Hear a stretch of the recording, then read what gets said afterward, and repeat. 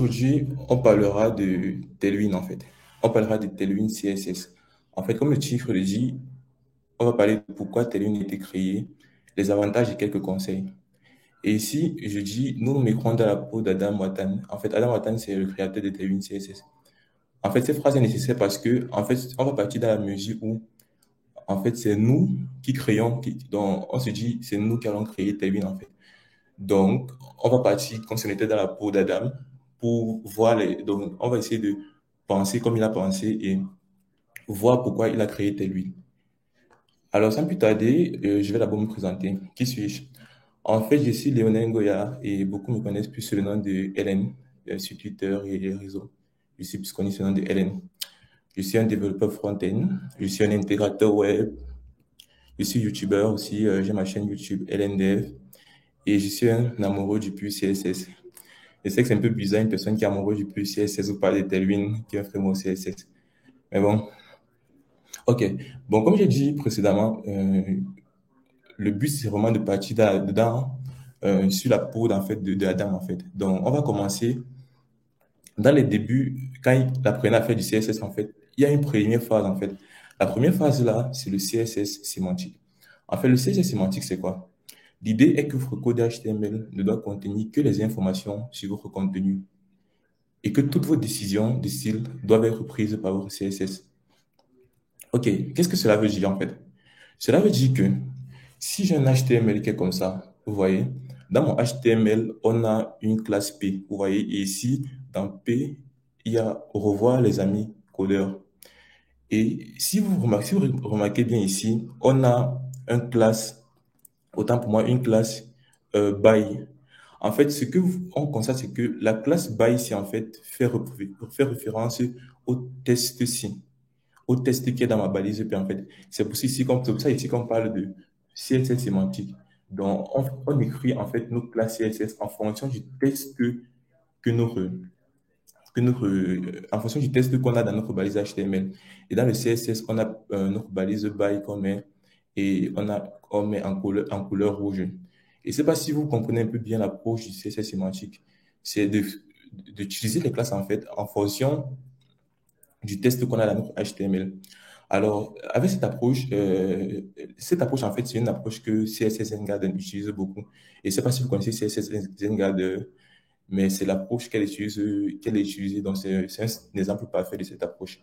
Et, et en fait, quand Adam a commencé avec cette approche, il écrivait du code de cette façon, en fait. Ici, on a notre quoi? On a une carte. Donc, le but pour nous, un peu, c'est de créer une sorte de carte de YouTube. Donc, vous voyez quand vous entrez sur YouTube, pour chaque vidéo, il y a une carte. Donc, en fait, on a une image, l'avatar du YouTuber, on a le titre de la vidéo et on a la description, quoi. Donc, en fait, avec l'approche de CSS sémantique, on va écrire en fait notre HTML comme ça. C'est-à-dire qu'on aura une classe qui va s'appeler par exemple YCard, dans laquelle on aura deux sections. Dans la section ci et la section ci. Et dans les deux sections, en fait, on a une image, l'image qui représente l'image dans la timeline, quoi. Et ici, maintenant, dans la deuxième section, on a l'image ici qui représente l'avatar du YouTuber, on a le titre de la vidéo et on a la description de la vidéo, quoi. Donc, une petite description. Et côté CSS, on a un truc comme ça, en fait. Vous voyez qu'ici, je prends ma YK, je définis la taille, tout ça, tout ça, tout ça, tout ça, tout ça. Et ce qu'on peut constater déjà jusqu'à maintenant, présentement, c'est que quoi? En fait, notre cadre, en fait, il y a une seule classe. Et c'est en fonction de la classe YK, si vous voyez un peu on peut définir le contenu. Donc, côté rendu, on peut avoir quelque chose comme ça. Vous voyez, donc pour faire une carte de type YouTube, on a fait un truc comme ça, quoi. On a, on a une seule classe, YT4, qui représente toute la carte, en fait. Et dedans, on met juste des divs, ouais, des divs et des divs, et dans lesquels on met les images et comme ça pour pouvoir utiliser notre carte, quoi. Après, on analyse quoi. Le CSS reflète parfaitement la structure HTML avec des solitaires imbriqués. Le HTML n'est donc pas concerné par les décisions du CSS, mais le CSS est très concerné par la structure HTML. Parce qu'en fait, ici, le CSS, comme je l'ai dit, c'est vraiment concerné par la structure HTML. On a juste besoin d'une seule classe, en fait, YT4, et c'est avec ça qu'on commence à utiliser, en fait, notre CSS. Je ne sais pas si vous voyez un peu. Et cette approche est un peu bizarre parce que, euh, en fait, ici, le HTML, c'est un peu tout. Le HTML, oui, le CSS, c'est un peu tout de notre contenu HTML, en fait. Et c'est alors pour ça qu'il y a eu une deuxième phase, en fait, que Adam a préconisé, c'est quoi? Découper le style de la structure. OK. L'idée est d'ajouter plus de classes à notre HTML afin qu'on puisse les cibler directement en maintenant la spécificité du sélecteur à un niveau bas et en rendant notre CSS moins dépendant de notre HTML. Je sais que c'est un peu flou pour le moment, mais on va expliquer cela. Déjà, la méthodologie la plus connue qui prône cette idée, c'est la méthodologie BEM, Block Element Modifier. C'est cette méthodologie qui ressemble beaucoup à ce qu'on vient de dire, qui est découper le style de la structure. OK. Ensuite, ça va dans l'approche du type BEM, on aura un truc du genre maintenant. Vous voyez que maintenant, notre card, on n'a plus juste une seule classe, en fait, qui représente YT4. Mais on a maintenant une autre classe en fait qui représente YT4 et puis on a maintenant la bannière, donc pour dire la timeline. Je peux appeler ça la timeline, je ne sais pas si timeline, c'est timeline, c'est pas grave. Et ici en bas maintenant on a YT4 underscore info. Celle-ci qui représente en fait toutes les informations ouais, de la carte quoi, dans laquelle on trouve maintenant YT4 underscore avatar pour présenter l'avatar du youtubeur et YT4 title pour représenter le titre et description pour présenter la description. Avec cette approche, en fait, comme on l'a dit plus haut, le but c'est vraiment de découper le cycle de la structure. Et c'est ce qu'on a fait. Et côté CSS, on a maintenant quelque chose comme ça. Avant, on avait, je vais essayer de rentrer un peu en arrière, je ne sais pas si ça vous dérange. Avant, on avait un truc du genre, donc là, on a YT4, tout dépend vraiment de YT4 seulement. Mais après l'approche de découper le site de la structure, on a maintenant quelque chose comme ça, en fait, où on a notre YT4, et en fait, chaque élément que l'on prend, YT4 banner, YT4 info, c'est un truc en fait spécifique, quoi. Donc, si on veut changer, par exemple, je ne sais pas quoi, l'avatar, on va juste venir changer ici. Alors que dans l'ancien cas, on devait pouvoir encore modifier tout le reste, en fait, parce qu'il dépendait juste d'une seule classe. Alors que maintenant, les classes sont un peu plus séparées. Alors, quand Adam est arrivé à ce moment, il s'est dit que, bon, ouais, là, c'est une approche, ouais, pas mal, très cool quand même. Nous venons donc de faire une énorme amélioration, en fait. Le HTML est toujours sémantique et ne convient, et et ne contient aucune décision de style. Et maintenant, le CSS, c'est découpé en fait de la structure de balisage. L'avantage supplémentaire d'éviter des sélecteurs inutiles en fait. Donc, c'est un peu l'avantage de ceci, d'éviter les sélecteurs inutiles en utilisant des classes spécifiques à chaque HTML. Voilà. Donc, ensuite, maintenant, on se ôte à un truc, à un petit dilemme. Dans le cas présentement, dans notre cas, le but pour nous, c'est de créer une carte YouTube. Donc, c'est pour ça qu'on l'appelait YT4, bien sûr. Maintenant, que se passerait-il si nous voulions un composant représentant une carte de Twitch plutôt? Vous voyez que c'est un peu bizarre. Là, on fait une carte de YouTube, on met YT4 sans problème, YT représentant YouTube, bien sûr. On est tranquille, il n'y a pas de problème, on est fier, quoi. Mais maintenant, on se pose la question. Si c'est une carte de Twitch, un Twitch, désolé pour la présentation, qu'on veut représenter, est-ce qu'on appellera toujours YT4? Vous voyez que c'est pas normal que tu veux créer une carte pour Twitch, mais tu l'appelles YT4 en fait. C'est pas normal. Même si c'est le même contenu, mais c'est pas normal en fait. Non, mais on l'appellera plutôt TW4 en fait. Et nous aurons maintenant un truc du genre. TW4, donc en fait, partout là où il y avait un YT4, on a maintenant un truc comme TW4. Là, ça se complique un peu. Parce que c'est bien beau, on voit un peu, donc tout ça est bien beau. On a réussi à créer notre cas YouTube normalement, créer notre cas de Twitch en remplaçant juste par qu'est-ce que je voulais dire, par TW4, voilà. Mais comment gérer le CSS maintenant? Là, ça se complique. Première approche, première option serait de dupliquer le CSS de YTK dans TW4 et le modifier. Donc, si vous ne comprenez pas, c'est juste que on va revenir ici là. Comme on a déjà YTK de partout qu'on a fait ici, pardon, à la place de YTK maintenant, on aura TW4, TW4, TW4, partout là où il y a YT4. Et on est d'accord que c'est une mauvaise idée, car nous allons avoir du code dupliqué et donc plus difficile à maintenir en fait. La deuxième option serait de créer un nouveau composant qu'on appellerait par exemple social card, qui prendra en compte tous les cas. Si vous ne comprenez pas, c'est en gros quoi. On avait YT4 qui représentait YouTube en fait. Maintenant, on a TW4 qui représente Twitch. Il y a encore quelle plateforme de streaming? Je ne sais pas. Maintenant, s'il y a peut-être une carte aussi, Instagram par exemple, on va peut-être mettre IG4, vous voyez qu'il y a un peu de duplication. Dans la deuxième option, en fait, c'est de dire que pour toutes les classes en fait, qui vont représenter les cadres des réseaux sociaux, je vais dire, à la place de mettre YT4 ou TW4, on mettra plutôt maintenant Social Card, car il prend en compte tous nos cas, des cadres en fait. Et donc, avoir un truc du genre maintenant. Donc, on aura un truc comme ça, du genre Social Card Banner, tout ça. OK. Cette approche supprime le fait d'avoir du code dupliqué, c'est vrai. On n'a plus de code dupliqué parce que maintenant, on ne prend plus juste le cas de YouTube, par exemple, ni le cas de Tailwind, ni le cas de Twitch, je veux dire, mais on prend uniquement le cas on ensemble, en fait, tous ces cas-là. Donc, genre, on prend tout, en fait, social card. Mais le problème maintenant, c'est que notre HTML sait beaucoup trop de choses sur notre composant social card. Et donc, il devient difficile toujours à réutiliser. Et je ne sais pas si vous voyez, depuis que je suis en train de slider, en fait, les problèmes qu'on rencontre plus, c'est la réutilisabilité. Donc, on prend une manière de CSS sémantique, on voit que c'est bien beau, mais c'est difficile à maintenir. On essaie de séparer le style de la structure.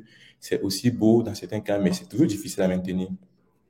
Ce n'est donc pas la bonne façon. OK. On continue. Et maintenant, c'est à ce moment que Aldam dit en fait qu'il existe deux manières d'écrire du CSS. La première manière, c'est d'écrire du HTML du CSS. La première manière, c'est d'écrire un CSS qui dépend du HTML. Ça veut dire quoi? Nommer les classes en fonction de votre contenu, comme YT4 par exemple. Traitez votre HTML comme une dépendance de votre CSS. Le HTML devient indépendant. Il ne se soucie pas de l'apparence que vous lui donnez. Il expose simplement les balises comme YT4. Votre CSS, en revanche, n'est pas indépendant. Il doit avoir il doit savoir quelle classe votre HTML a décidé d'exposer et il doit cibler les classes pour les utiliser en HTML.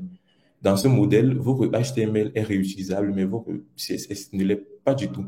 Et c'est l'approche un peu du CSS sémantique. Écrit du CSS qui dépend du HTML en fait. C'est ce que le CSS sémantique veut dire. Deuxième cas, en fait, maintenant, c'est d'écrire le HTML qui dépend du CSS. OK. Ça veut dire quoi? Nommez vos classes de manière indépendante du contenu après les motifs, de manière indépendante du contenu après les motifs répétitifs de votre interface utilisateur, comme par exemple social card. Traitez votre CSS comme une dépendance de votre code HTML. Le CSS devient indépendant. Il ne se soucie pas du contenu auquel il est appliqué. Il expose simplement un ensemble de blocs de construction que vous pouviez appliquer à votre balisage. Votre HTML n'est pas indépendant. Il utilise des classes qui ont été fournies par le CSS. Il a besoin de savoir quelles classes existent afin de pouvoir combiner comme il le faut pour avoir l'UISOTK. Et dans ce modèle, le CSS est réutilisable, mais pas le HTML. Pour ceux qui sont un peu, je vais dire moyennement avancés, vont remarquer deux choses. C'est que la première option, en fait, c'est l'option que CSS4 utilise. Et la deuxième option, c'est l'option que les frameworks comme Bootstrap ou Bulma utilisent, en fait. Donc, en fait, Bootstrap utilise l'approche du HTML qui dépend du CSS. Je ne sais pas si vous l'aurez remarqué. OK. En fait, les deux avantages, en fait, ils ont des inconvénients et ils ont des avantages. Donc, on ne peut pas dire que ces deux approches, en fait, une approche est meilleure ou une approche ne l'est pas. On ne le sait pas, en fait. Et c'est là où la phase 3 intervient. Avoir des composants indépendants du contenu. Ça veut dire quoi? L'objectif est d'éviter explicitement de créer des classes basées sur le contenu, en essayant plutôt de tout nommer d'une manière aussi réutilisable que possible. Vous voyez qu'on parle toujours de la réutilisabilité. OK. Nous nous concentrons maintenant sur la création des composants réutilisables. Donc, après toutes ces deux phases, en fait, Adam Smith a dit que, OK, vu que les deux ne sont pas très des bonnes pratiques, on a parti sur d'avoir des composants qui seront réutilisables maintenant. C'est-à-dire, on aura des composants comme point card. Donc, en fait, on aura point card qui va peut-être représenter une carte. On aura des composants comme list card, comme list group card, par exemple. On aura des composants comme BTN, comme BTN primary, comme BTN secondary. Et, mais on peut rencontrer un petit souci. Plus notre composant est spécifique, plus il est difficile à le rendre réutilisable. Je vais prendre un cas simple, par exemple. Je ne sais pas si c'est ça dans le slide. Non, je n'ai pas noté. Euh, Si on a par exemple un composant, je vais dire quoi, list card en fait. Et maintenant, dans list card, on a un sous-composant qu'on va appeler list card-footer. Et dans list card-footer, on a list card-footer left, puis -footer right. C'est vrai, on a réussi à faire des composants réutilisables, mais en fait, plus il devient long, plus sa maintenance devient assez difficile aussi. Puisque imaginez qu'on a un composant list-card, footer, lettre, vraiment, c'est tout en fait so, réutilisable. Et c'est à ce moment donc que la phase 4 intervient. Composant indépendant du contenu plus les classes utilitaires. C'est là où ça commence à devenir intéressant. Qu'est-ce que ça veut dire? Le but est d'éviter de trouver les noms de classes pour chaque classe spécifique que l'on rencontre. OK. Donc, ça veut dire quoi? On a un truc comme ça. Cat, option, left. Du coup, on est d'accord que créer ce genre de composant qui permet juste d'assigner la propriété CSS est sémantique, donc pas normalement de la bonne façon. Parce qu'en fait, cat, option, left, si, c'est juste qu'on a une carte, en fait, qui met un test à gauche, par exemple. C'est bien beau, mais c'est écrit du CSS sémantique. Et comme on a vu au début, écrire le CSS sémantique n'est pas du tout la bonne façon. On se demande alors ce que nous allons faire en fait dans ce genre de cas. Et c'est là où il y a un déclic. C'est à ce moment qu'on dit Eureka en fait. Donc, le but maintenant, c'est de créer quoi? Des classes utilitaires.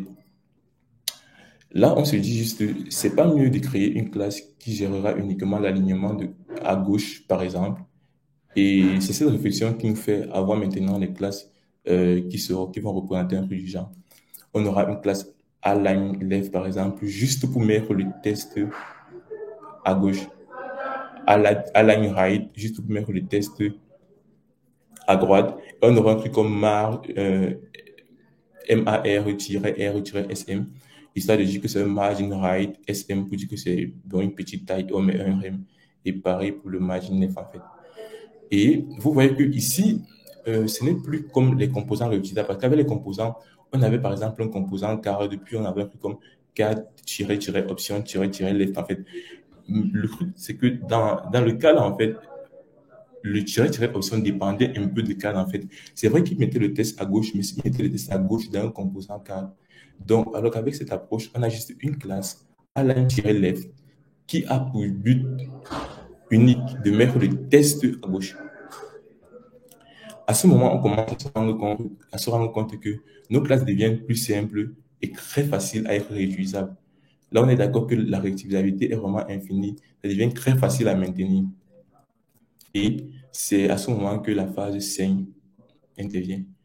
Utility first en CSS. La création des classes utilitaires. Donc, après toute cette analyse, en fait, Adam s'est dit que finalement, la meilleure option vraiment serait vraiment de créer des classes uniquement utilitaires. Donc, plus créer une classe qu'on va appeler card, puis on aura un truc comme card-banner, puis on aura comme card-footer, puis un truc comme card-option. On voit que c'est un peu trop. Puis on aura un truc comme card-avatar, c'est pas vraiment ça. Il s'est dit que avoir des classes qui seront uniquement utilitaires serait la meilleure option, en fait, pour avoir un CSS très maintenable, que ce soit dans 1 ou 10 ans, quoi. Nous avons maintenant compris l'importance des classes utilitaires et on commence à créer des classes utilitaires pour chaque cas spécifique que l'on peut rencontrer. Et cela, je devais mettre ça en bleu, en fait, pour chaque cas spécifique que l'on peut rencontrer. C'est très important. Donc, en fait, quand tu as une classe, c'est juste pour dire, quand tu as une classe, par exemple, que tu vas appeler S, si ta classe est S, la classe là va représenter seulement un seul truc. Donc, par exemple,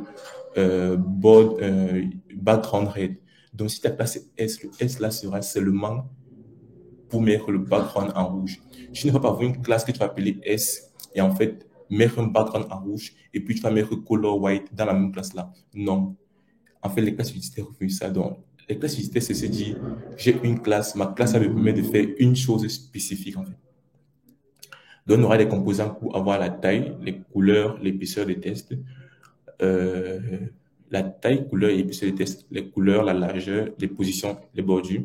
On aura la classe pour le background, on aura les classes pour les flexbox, on aura les classes pour les, tant pour moi, on aura les classes pour les paddings et pour les margins, en fait. Je ne sais pas si vous avez remarqué, en fait, mais cette approche, on peut développer tout un site sans avoir écrit une seule ligne de CSS. Car on a des classes utilitaires pour tout ce que l'on peut imaginer et vraiment pour tout ce que l'on peut imaginer. C'est très important. Et si vous partez sur le site de Tailwind, vous allez voir ça. Euh, Créer des sites, en fait, sans toutefois sortir de votre HTML. C'est ça le principe de Tailwind, en fait. Créer des classes, des sites web sans sortir de votre CSS. C'est donc cette réflexion que naît Tailwind. Car on s'est dit, chaque nouvelle ligne de CSS, c'est pas bien mal écrit, chaque nouvelle ligne de CSS est toujours une opportunité pour une nouvelle complexité. Donc, quand tu crées une carte, et puis tu appelles par exemple j'ai un test que tu vas mettre une classe test en fait, que tu mets dans ton HTML, tu mets point test et que tu dis que ça va avoir une couleur rouge en fait, donc couleur red. Si tu ajoutes si tu ajoutes une propriété à ta classe test là, chaque ligne que tu vas ajouter va la rendre plus complexe. Car si tu mets color red par exemple et tu mets background en noir, tu auras besoin par exemple d'utiliser la classe test là, mais c'est un composant plutôt qui voudrait plutôt que le background soit en bleu. Et vous voyez que c'est pas très évident en fait. Donc c'est ça vraiment le but de créer des classes utilitaires pour chaque cas spécifique. Donc autant mieux créer des classes CSS correspondant à un besoin spécifique et le rendant réutilisable. Et c'est vraiment ça la clé, avoir des composants réutilisables en fait. Ok. Après tout ceci, essayons de créer un composant en fait, la carte d'une hôtel qui sera réutilisable en fait grâce à Tailwind. Donc, le but, c'est de créer en fait ce genre de composants en fait grâce à Tailwind, donc avec des classes qui sont réutilisables. Si je viens ici côté HTML, vous voyez que c'est assez long et vraiment long en fait.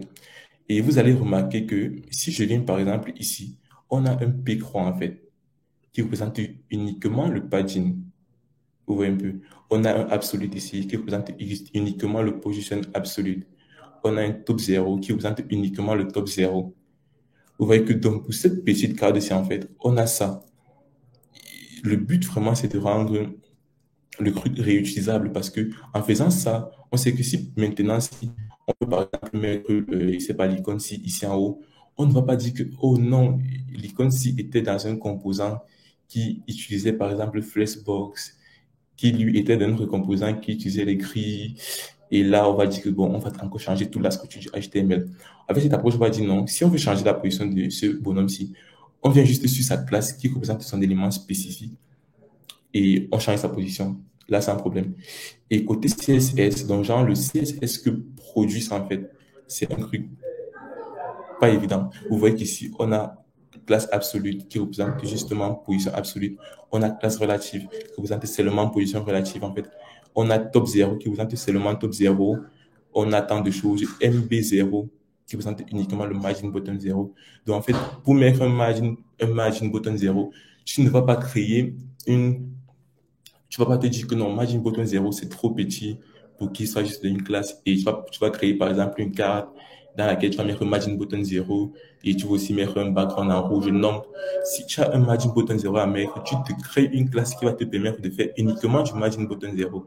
C'est ça en fait le principe des classes réutilisables, d'avoir des classes qui répondent seulement à un seul besoin spécifique.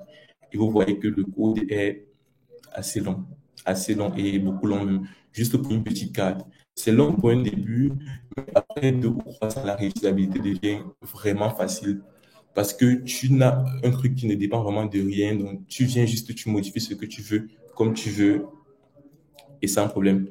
Je ne sais pas si vous avez compris un peu l'avancée, d'où on est quitté pour arriver à là où on est arrivé en fait. C'est vraiment ça le but en fait. Et maintenant, on va avancer Ici, les avantages des Tailwind CSS. Eh bien, vous pouvez le deviner, c'est en grande partie la rapidité de développement et la facilité de la maintenance. Pour moi, personnellement, c'est le plus gros avantage en fait de Tailwind. Le gros avantage vraiment, c'est de la maintenance. Parce que Tailwind est très maintenable en fait. Et la deuxième approche aussi, c'est qu'il utilise le mobile first, ce qui le permet d'être très facilement responsive. Ce qui est s'il y a d'autres avantages, mais moi je me suis juste limité à cela. Vous pouvez mettre dans le chat si vous en connaissez d'autres. Les inconvénients de Tailwind CSS maintenant. OK. Le premier gros inconvénient pour moi, c'est le fait qu'il soit très verbeux et pollue énormément le HTML. Car on ne va pas se mentir, avoir, je vais prendre quel élément par exemple. Ouais, l'élément de, ouais, je vais prendre quel, ok. Ouais, c'est vraiment le PRX en fait, donc ça. Je crois que c'est lui ici là. Non, en fait, lui n'a même rien d'extraordinaire. Je vais prendre oui. Ok, ouais, je vais prendre le 4 ici, ouais, le 4 ici en fait. Vous voyez que seulement pour faire ce 4 ici en fait, on a fait, il est où ce monsieur?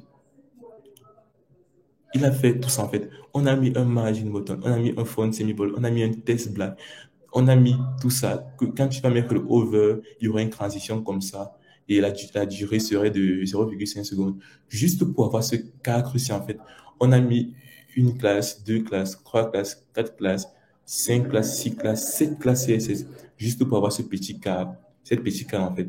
Et pour moi, c'est vraiment ce qui tue Tailwind en fait. Mais en réalité, ça tue pas réellement Tailwind parce que c'est vraiment le but de Tailwind. Ça, comme j'ai dit ici, je crois que j'ai bien mentionné, non, je l'ai pas mentionné. Beaucoup vont le voir comme un inconvénient, mais après, c'est un inconvénient, mais en fait, c'est comme ça que Tailwind fonctionne en fait. C'est son but, quoi. Et le deuxième, c'est beaucoup de classes à retenir et à utiliser.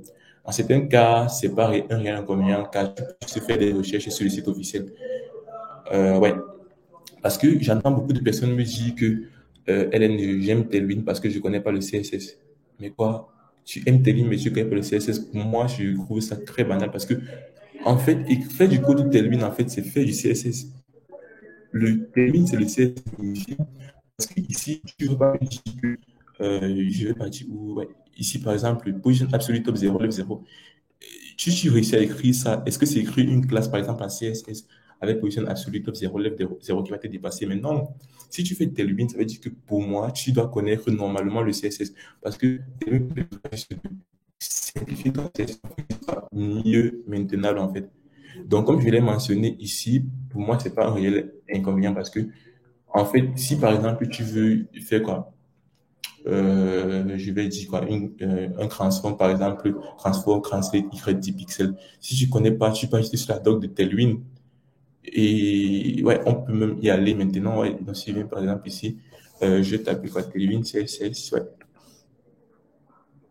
J'espère que l'apparition est assez bonne. Ouais, c'est pas si optimal que ça. OK. Donc, vous voyez qu'ici, l'avantage vraiment de Tailwind, c'est ça. Donc, je peux venir ici, si j'ai peut-être envie de faire un transform, translate, je viens juste sur le site. OK, je tape juste quoi, transform. Je pense que c'est cransé que je vais taper, oui, cransé. Vous voyez en fait que ici, on va directement montrer comment faire un transform cransé, vous voyez un peu. Donc en fait, c'est ton vont dire, comme il a dit, que je ne peux pas, je connais pas le test, mais non. Si tu fais pas Tailwind, en fait, c'est juste parce que tu n'aimes pas, par exemple, lui et console, ouais, ouais, un peu. Mais pas que je fais Tailwind parce que je connais pas le CSS. Pour moi, en fait, c'est pas très normal de dire ça, quoi. Et vous voyez ici que, en fait, sur la doc de Tailwind, c'est tellement bien fait que pour chaque élément que vous voulez faire en CSS, quoi. Donc, genre vraiment pour chaque truc que vous voulez faire en CSS. Donc, par exemple, venir ici et dire que, OK, je vais faire une position absolue, genre, écrire le position absolue. Tu viens juste ici, en fait, tu cherches le positionnement. Et ici, on va te montrer comment faire le positionnement. Ici, vous faites le positionnement absolu, par exemple, je vais juste mettre la place absolue, en fait. Donc, dis que, euh, dis que retenir les classes telles c'est C'est vrai que c'est un inconvénient, ouais, mais en réalité, c'est pas un inconvénient en tant que tel parce que, en fait, tout ce que tu connais en CSS, si tu veux le faire, si tu veux le faire connaître en Tailwind, en fait, ça sera vraiment facile, en fait. Juste venir sur la doc officielle de Tailwind et de faire une recherche. OK. Et comme autre inconvénient, on a un crête que Stéphane a fait sur Twitter. Je ne sais pas si vous le connaissez. Bref, pour ceux qui sont sur Twitter, je crois que beaucoup le connaissent. Ouais, il a fait un crête sur Twitter en fait. Donc le but ici, il parle de pourquoi utiliser Tailwind avec React, c'est comme aller chez McDo pour manger une salade. Ouais, donc c'est un peu ça. Donc d'après ce crit, en fait, utiliser Tailwind et React, c'est pas trop ça. Donc ça peut aussi être l'un des inconvénients de Tailwind CSS. Et c'est la raison pour laquelle j'ai mis ça parmi les inconvénients. Et ensuite, maintenant, on peut pas parler de Tailwind en fait. On peut pas parler de Tailwind sans parler de ceci. La différence entre Tailwind et Bootstrap. Ça peut pas manquer en fait. Quand on parle de Tailwind, quand on parle de Bootstrap, il y a toujours une personne qui se demande ça en fait. Et je suis sûr que dans le chat, il y a une personne qui se demandait ça, même si c'est pas écrit, mais juste pas pensé quoi. Et je crois que je vais vous décevoir. Ouais, parce qu'en fait, en réalité, il n'y a pas de différence à faire entre Tailwind et CSS, entre Tailwind et Bootstrap, excusez-moi. Il n'y a pas de différence à faire. Pourquoi? Tout dépend de vos besoins. Et je crois que Melvin, pour ceux qui sont sur Twitter, a vu ce thread aussi. Arrêtez de comparer Tailwind et Bootstrap parce qu'en fait, ils ne sont pas comparables.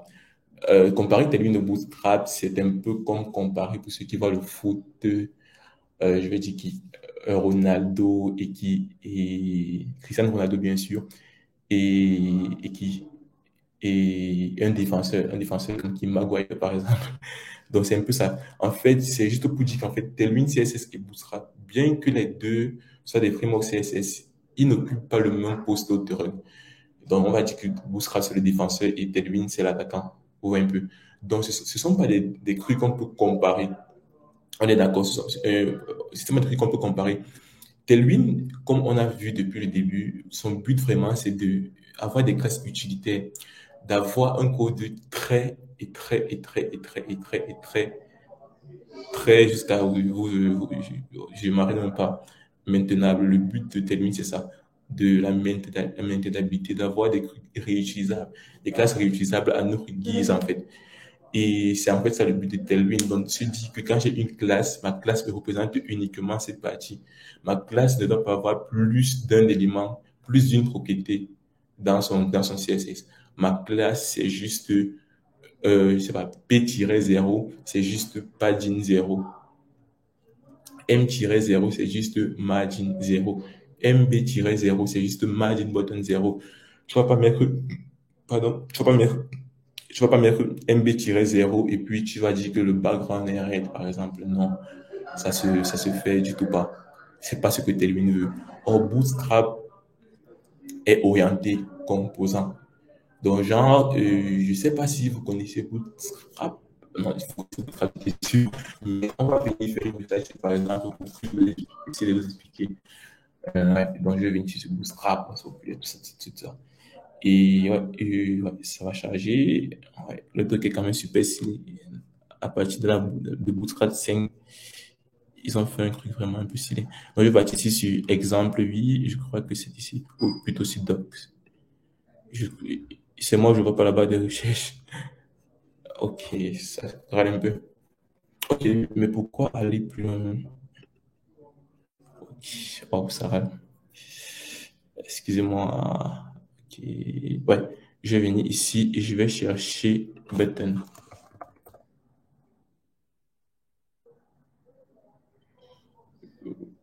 Button tag. Je crois que c'est le bon. Voilà. Ok. Donc, vous voyez qu'ici, en fait, sur Bootstrap, pour avoir ce bouton primaire ici, ce qui fait, c'est quoi? C'est avoir btn pour dire que c'est un bouton, une classe btn pour dire que c'est un bouton, et une classe btn-primary, btn-primary pour avoir la forme ici. Regardez un peu ce que Bootstrap fait, en fait. Vous voyez que c'est pas la même logique que Tailwind parce que, en fait, derrière le CSS de Bootstrap, derrière le btn-primary, ici, on a quoi? On a le padding, par exemple, 5 pixels. On a le padding, par exemple, 4 pixels sur l'axe des abscisses. Et par exemple, 5 pixels sur l'axe des ordonnées. On a le color white. On a le background blue pour avoir ça. Et on a le over. Pour dire quand ça over, l'opacité baisse. Vous voyez que dans cette classe-ci, il y a déjà plus de 5 propriétés déjà. Or, si on voulait réécrire, en fait, ceci en Tailwind, on ne devait pas faire ça. On devait mettre un PY-5, par exemple, pour le padding horizontal. On devait, le padding sur l'axe des Y, bien sûr. On devait mettre un PX-carré, par exemple, pour le padding sur l'axe des Y, des X. On devait mettre un background, dans des classes, un BG- je sais pas quoi, sky blue, pour avoir le bleu ici. On devait mettre un test color, white, par exemple, pour avoir ça. On devait encore mettre dans le 2 points over, pour dire quand tu over, le background devient plutôt comme ça. Vous voyez que réécrire ce bouton avec Tailwind nous prendra au moins je dirais même 6 classes CSS pour écrire ce bouton. On va faire Bootstrap. Bootstrap a fait comme Melvin l'a dit dans son thread que je voulais montrer. Il dit en gros que quoi? Bootstrap a fait, ce sont déjà des composants qui sont déjà prédéfinis. Vous portez juste, vous les mettez là où vous voulez quoi. Dans le built-in, a déjà tant de propriétés, a déjà tant de propriétés, vous voyez. Et vous venez juste les assembler là où il faut. Et je vais prendre encore un regard, par exemple, carte, ouais. On en a parlé des cartes dans le truc. Donc, pourquoi pas parler des cartes? Vous voyez, on a cette carte ici, par exemple, je crois j'ai montré l'exemple d'une carte de Paris à Telvin. Vous voyez que ici, Bootstrap, il a l'approche qu'on utilisait au début, je crois que c'est la phase 2 ou 3. Donc, on a la bonne composante card, en fait. Donc, le simple fait déjà de mettre un composant card en Bootstrap te dit déjà qu'il y aura une board, en fait, une board, un PX solide, je sais pas quoi, gris. Le simple fait de mettre card. Et puis, dedans, on a card image top. Carte image top, en fait. Le simple fait de mettre carte image top te dit que l'image va prendre 100% de la taille de la carte principale. Je te dis qu'il y aura un object flip cover pour que l'image ne se dégrade pas trop. Et puis en bas, on a quoi? Carte body. Le simple fait de mettre carte body te dit qu'il y aura un padding ici. Il y aura un padding ici. Padding ici, padding ici. Et puis maintenant, le test sera comme ça avec le fond ici, en fait. Le simple fait de mettre carte title. Donc en fait, carte title est déjà là avec beaucoup de composants, en fait, avec beaucoup de propriétés, c'est déjà prédéfini. Le simple fait de mettre 4 tests, de mettre en fait ça, et après on entend notre btn-primary pour avoir ça déjà. Or, avec tel que vous l'aurez deviné, on n'aura pas la même approche. On aura ça, on n'aura pas le cadre en fait. On va préciser qu'on veut la body 1. On va préciser qu'on veut le rounding en fait, dans le border radius. On va préciser la taille qu'on veut. On va venir ici, là, on va pas mettre une carte image top, on va dire non. On va préciser la propriété object flip cover de Tailwind. On va proposer, on va écrire en fait le 8 100% et le 8 100%. On va le faire nous-mêmes. Pour ce test ici, on va mettre le font et nous-mêmes. Donc en fait ici, Bootstrap, en fait, je ne pas, Bootstrap, vous l'aurez compris, c'est quoi? Bootstrap, vous l'aurez compris, Bootstrap, c'est vraiment un truc de composant en fait. Et Tailwind, c'est vraiment un truc de classe utilitaire. Et par exemple, Tailwind a vu que Bootstrap était quand même beaucoup utilisé à travers le principe de composant. Et c'est pour ça qu'on a créé aussi, pas l'équipe, euh, c'est pour ça que Tailwind UI, Tailwind UI a été créé. Donc en fait, Tailwind UI, c'est l'équivalent de Bootstrap sous forme de Tailwind. Donc, si on voulait comparer quelque chose, on ne pourrait pas comparer Tailwind CSS à Bootstrap, non. Si on veut comparer quelque chose, c'est comparer plutôt Tailwind UI à Bootstrap, car les deux sont des défenseurs maintenant. On ne peut pas comparer un attaquant à un défenseur, non, mais on peut comparer deux défenseurs parce que les deux ont une même logique en fait. Donc, en fait, Tailwind UI et Bootstrap ont la même logique. Et maintenant, là, on peut se permettre de dire que, OK, je veux comparer Tailwind UI à Bootstrap. Et je vous assure que Tailwind UI est 1000 fois mieux que Bootstrap. Déjà que le site de Tailwind, par défaut, est très beau. Vous pouvez voir les composants qu'il y en a. C'est vraiment très beau. Et c'est vraiment de la classe, quoi. Et ouais, je sais pas, une idée vient de me passer à l'esprit présentement. Si vous remarquez présentement, il y a le livre Refactoring UI. En fait, Refactoring UI, c'est un livre écrit par Adam qui vous permet d'avoir les best practices les meilleures pratiques, les meilleures pratiques en fait en termes de design UI. Donc, je ne sais pas si Raven m'écoute et j'ai ce livre aussi en fait sous forme de faux fichier numérique. Donc, concernant le tournoi d'algorithmique, il y aura qu'un tournoi d'algorithmique en cours. Le premier du tournoi algorithmique, s'il n'a pas encore ce livre, il aura ce livre sous forme de PDF. Je l'enverrai à Graven et il offrira ce livre au premier du tournoi algorithmique. C'était juste une parenthèse, c'est parce que j'ai vu ça sur le site que je me suis rappelé que j'ai ce livre et pourquoi pas faire profiter à une personne. Quoi. Donc, revenant sur notre présentation, c'est fini en fait. Comme ça, le point l'enfer. Et en fait, je me suis inspiré de l'article écrit par Adam Watan. En fait, si vous venez sur le site de Telewin, vous venez ici, Adam avait fait un article en fait. Et c'est sur cet article en fait que je me suis inspiré pour faire cette présentation. C'est cette utile classe en C# Back of Scene. Alors, je crois que c'était tout. Merci à tous et vous pouvez me contacter sur mon site lndev.me. Mon mail, c'est ici, Twitter et LinkedIn, Léonel Ngoya. Concernant la présentation, je crois que c'était tout et je crois qu'on peut passer aux questions présentement. Ok.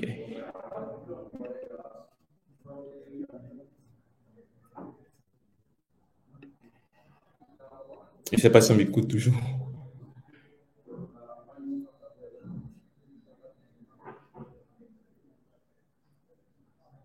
Hello.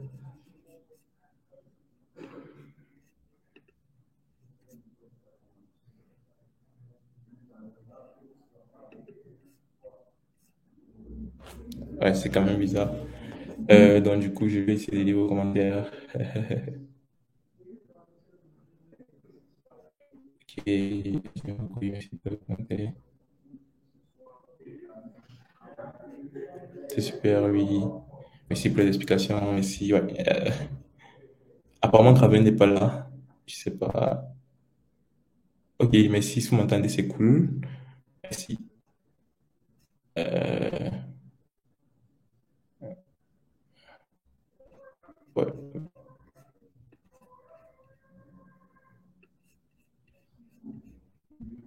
Big Hélène. C'est pas beau. On va voir. Qui facilite la maintenance de la connaissance.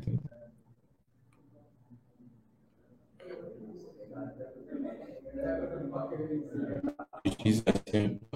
C'est vrai. Ah ouais, je comprends tout l'intérêt. Bug.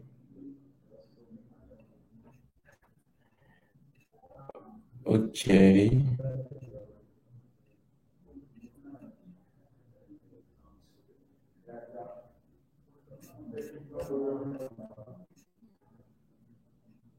Ça va, Hélène? Pas de souci?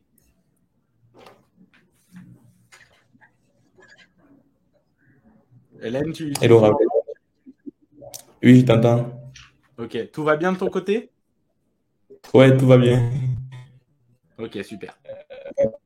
Les gens, n'hésitez pas à Bon, en partager fait, le live, comme ça, il y a d'autres gens qui viennent. ok, bon, en fait, j'avais fini la présentation et du coup, j'étais le moment des questions, quoi. Ok, super. Bah, n'hésitez pas à poser vos questions et puis comme ça, je les rajoute.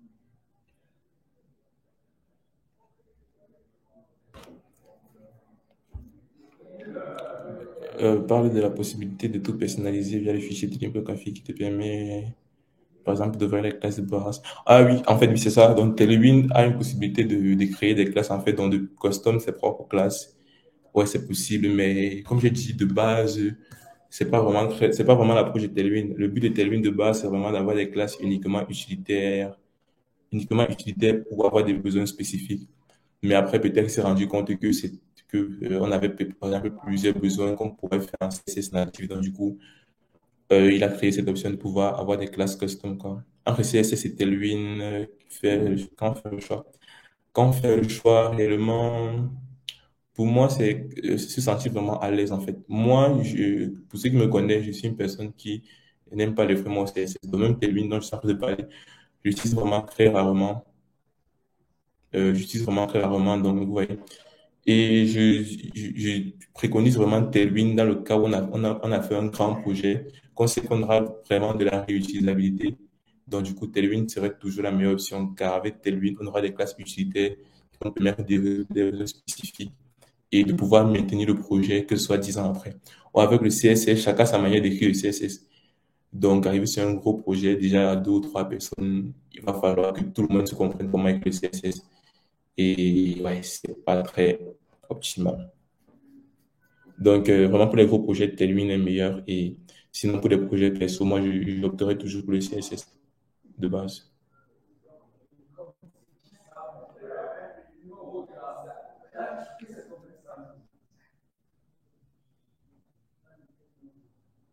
Ouais, c'est plus maintenant, bien sûr. Ok.